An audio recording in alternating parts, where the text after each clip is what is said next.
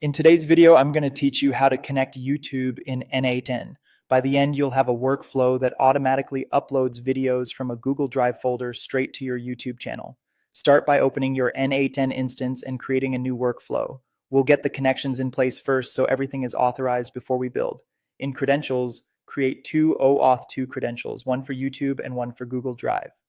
When you add each credential in n8n, it will show you a redirect URL. Keep that handy. You'll paste it into Google Cloud Console in a moment. Don't worry if you don't have client details yet. We'll finish them right after enabling the APIs.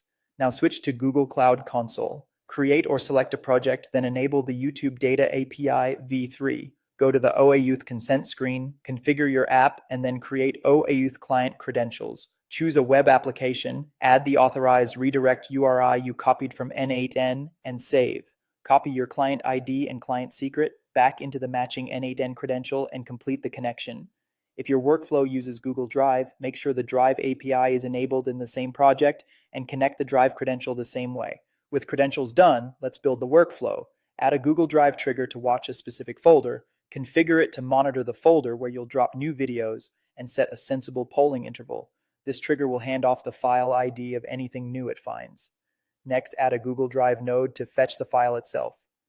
Use the file ID from the trigger, enable download so n8n pulls the binary data, and note the binary property name. By default, it's usually data. This prepares the file for upload. Add a YouTube node and set resource to video and operation to upload.